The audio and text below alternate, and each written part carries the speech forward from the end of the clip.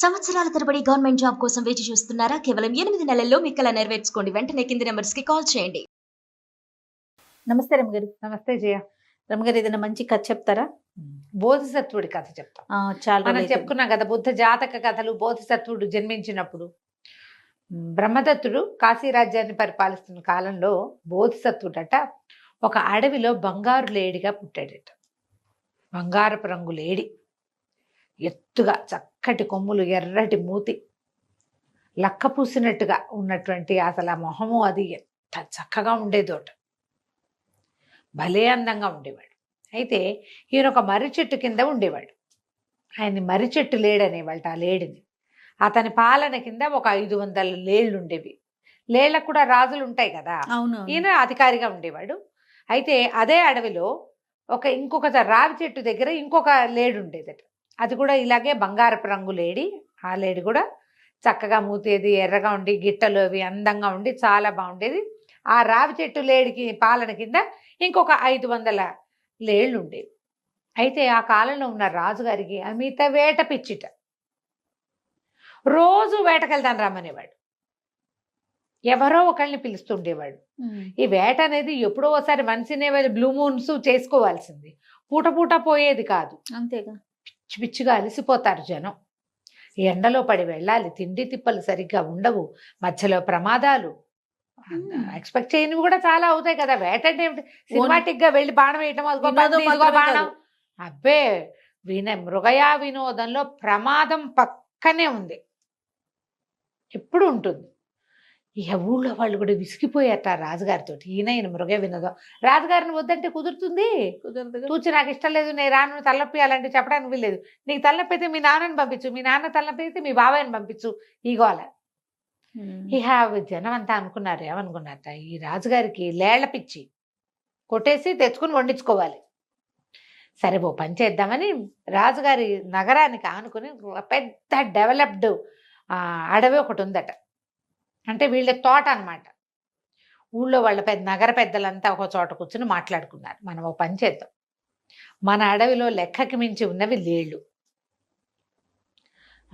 లేళ్ళన్నింటినీ మందలుగా తెచ్చి రాజుగారి ప్రైవేటు తోటలోకి ప్రవేశపెడదాం. అది ఏం చిన్నది కాదు, బాగు ఈజీగా ఒక 50 ఎకరాలు 60 ఎకరాలు ఉంటుంది. అదంతా గుర్రపు స్వారీ చేసేసరికి ఆయన ఆటోమేటిక్గా అలసిపోతాడు. ఈ లేళ్ల గుంపుల్ని అందులో ప్రవేశపెట్టామంటే అందులో గడ్డి గాదవనే, మొక్కమోడు ఉన్నాయి, చెరువులు దొరువులు ఉన్నాయి లోపల. 50 ఎకరాలు 100 ఎకరాలు అంటే అదేం చిన్నది కాదు కదా, 100 ఎకరాలు ఉంటుంది. అందులోకి తోసేస్తే ఈ అడవికి వెళ్ళేది ఉండదు. ఈ అడవి అయితే అక్కడెక్కడికో పోవాలి. ఇదేముంది, నగరంలో నుంచి బయటికి వస్తూ రాగానే ఇందులోకి వెళ్ళిపోతాడు. ఆయనకు కూడా ఈజీగా ఉంటుంది. ఆయన తోడు కావాలి, అడవికి వెళ్ళాలంటే చాలా మంది జనం కావాలి. ఇక్కడ చిన్న పరివారంతో వెళ్ళిపోతాడని బాగా ఆలోచించి నగరంలో జనాలు రాజుగారికి చెప్పి అక్కడి నుంచి మందలుగా లేళ్ళన్నిటినీ తోలుకొచ్చి ఈ ప్రైవేటు తోటలోకి తోలేశారు.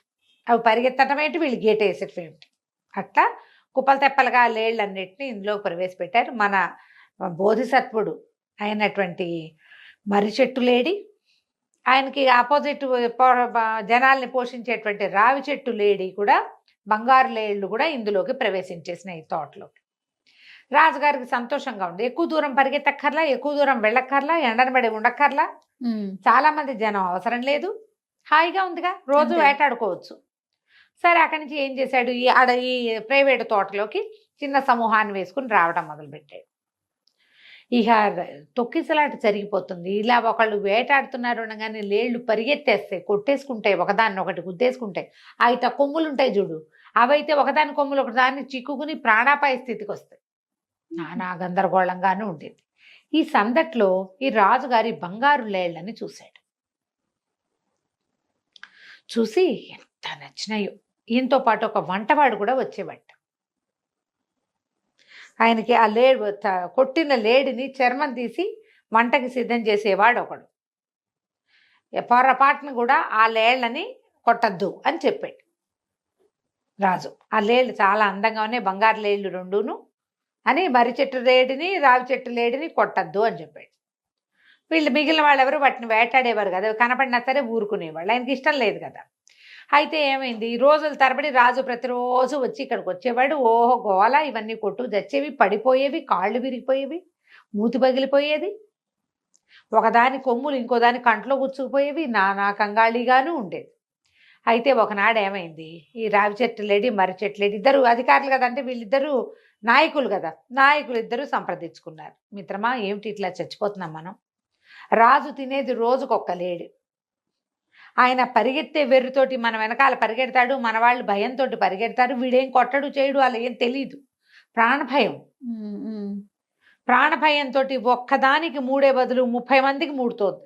అందుకని ఇలా చెయ్యొద్దు. మనమే ఒకళ్ళం వెళ్ళి రోజుకొకళ్ళు చొప్పున వంతులు వేసుకుని వెళ్ళి అందేసేద్దాం, ఆహారంగా వెళ్ళిపోదాం. వెళ్ళిపోతే ఇంక ఈ గోల ఉండదు, ఈ గోలే ఉండదు, ఈ మిగిలిన వాళ్ళంతా నలిగిపోవటం ఉండదు, సంతానాభివృద్ధి జరుగుతుంది. ఎందుకంటే లేళ్ళు విపరీతంగా కంటాయి పిల్లల్ని. లేళ్ళకి పిల్లలు ఎక్కువ. అందుకని పులుడు సింహాలు చూడు రేర్గా ఒక పిల్ల ఉంటుంది. లేళ్ళేం కుప్పలు తెప్పలుగా ఏటా ఉంటాయి, మరి ఇగో కంటాయి బాగా, ఏటా కంటాయి అవి చాలా వయసు వచ్చేదాకా. మనకు సంతాన సాఫల్యము ఎలాగో జరుగుతుంటుంది.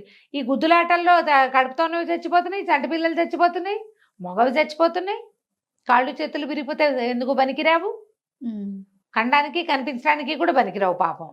అందుకని మనం ఓ పని చేద్దామని ఆలోచించుకున్నారు. ఆలోచించుకుని రాజుగారు ఇట్లా లోపలికి రాగానే రోజుకొక లేడి చొప్పున ఆయనకు అందటం. ఆ అందటం ఏమిటి, అక్కడ ఏదో ఒక బచ్చచాలు ఉంటుంది, వీటికి చెక్కు తీయటానికి చర్మం తీయటానికి ఒకటి పెట్టుకున్నారుగా, వీళ్ళు అక్కడ నుంచి ఉంటుంది లేడి. ఇక వేటాడే పని లేదు. రాజుకి ఏమనిపించిందో, రాజు కూడా దీనికి సరేననుకున్నాడు. కొన్నాళ్ళు జరిగింది. రోజు ఒక లేడి చొప్పున వచ్చేది, ఒక్కో ఫ్యామిలీ నుంచి, ఓ రోజు ఆ గుంపు నుంచి, ఓ రోజు ఈ గుంపు నుంచి వచ్చేవి.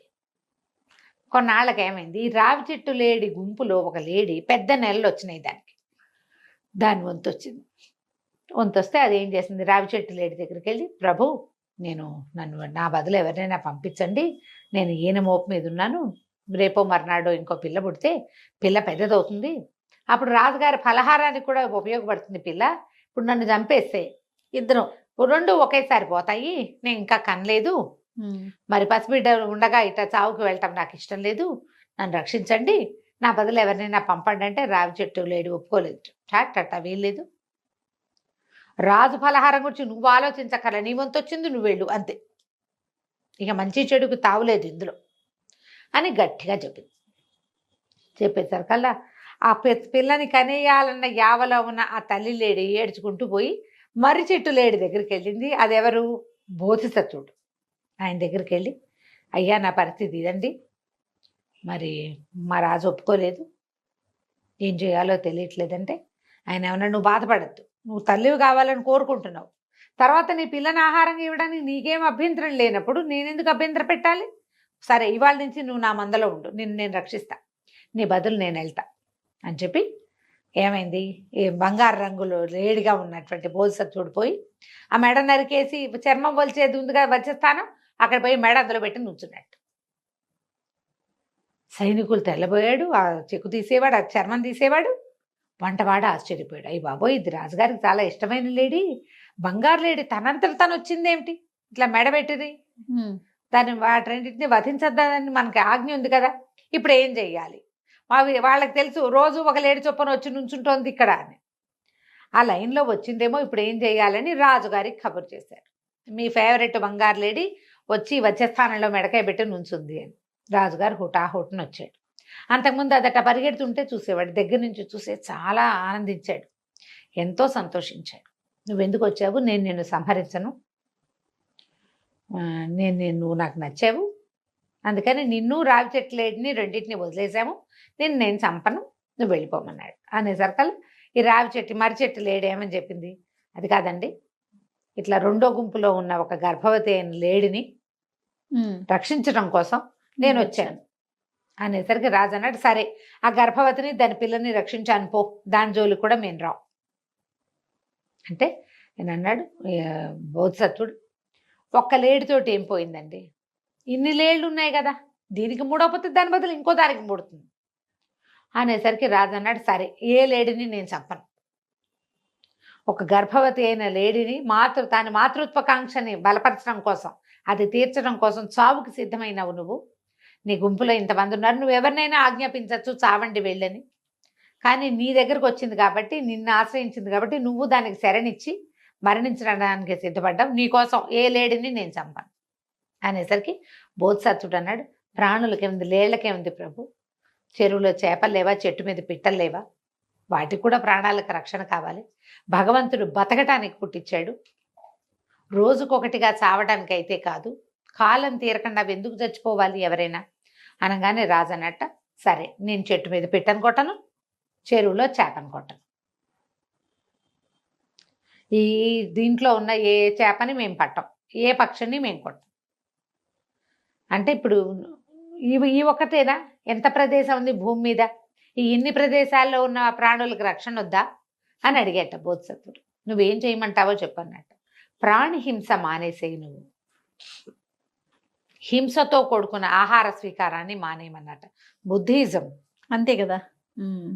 అంతేగా, హింసించకుండా నువ్వు తినలేవా, అది ఏడుస్తుంది, దానికి రక్తం వస్తుంది, దానికి ఒక కుటుంబం ఉంటుంది. నువ్వు చెట్లు మాత్రం చెట్లకు ప్రాణం ఉండదా అని కొంతమంది ఈ మధ్య తెగబడి పోట్లాడుతున్నారమ్మా. చెట్లకు ప్రాణం ఉంటుందేమో, దాంట్లోంచి రక్తం రాదు, దానికి ఫ్యామిలీ డెవలప్మెంట్ ఉండదు, ఓ భర్త, ఓ పిల్లలు, ఓ రెండు, అలా ఉండదు కదా, ఉండదుగా, ఉండదు. చెట్టు పుష్పించినప్పుడే దాని సంతానం నేలకు వెళ్ళిపోతుంది. కానీ ప్రాణులు అలా కాదు కదా, చెట్లకు మాత్రం నొప్పెట్టదా, అలా ఏమిటో బోల్డ్ అని చెప్పారమ్మా, చాలా చెప్పారు పాపం వాళ్ళు. బోల్డని సేపు విన్నాను, అవేమిటో బోల్డ్ వీడియోలు ఉన్నాయి. అయితే ఇప్పుడు రాజు ప్రాణి హింస చెయ్యను నేను అని చెప్పి మాట ఇచ్చాడు. అని చెప్పి మాట ఇచ్చాడు. ఆ తర్వాత చాలా కాలం ఆ లేళ్ళు ఇక మొత్తం తోటంతా నిండిపోయాక వాళ్ళని వదిలిపెట్టేశారు. సంతానం పెరిగిపోతుంది కదా, అడవుల్లోకి వెళ్ళి స్వేచ్ఛగా జీవిస్తూ వచ్చాయి. ఎప్పుడూ రాజు ఆ తర్వాత మాంసాహార స్వీకారం చేయలేదట. బోధిసత్వుడి కథలు బాగుంటాయి, ఇట్లా ఇంట్రెస్టింగ్గా ఉంటాయి. చివరికి అంత్యంలో బుద్ధిజంని బోధిస్తుంది ఆ కథ. ప్రాణి హింస చేయొద్దు, అది తింటేనే గాని వల్ల కాదు అనే పరిస్థితి లేనప్పుడు తిను. బోల్డ్ అని ఉన్నప్పుడు అదెందుకు తింటాము, పనిమాల దానికోసం ఎందుకు చంపటం, ఆ చంపడం కోసం ఎందుకు పెంచటం, ఎందుకు పెంచుతారు, చంపడానికేనా? మీ సొంత పిల్లల్ని అయితే పెంచుతారా, చంపుతారా తర్వాత? అవి ప్రశ్నలు ఉంటాయి అందులో. చాలా బాగుంది. ఆ ప్రశ్నలతో ఈ బుద్ధిజం కథ సమాప్తం. కథ కంచికి మనం ఇంటికి. నమస్తే. నమస్తే. సుమన్ టీవీలో మీ పర్సనల్ అండ్ బిజినెస్ ప్రమోషన్స్ కోసం కింది నెంబర్కి కాంటాక్ట్ చేయండి.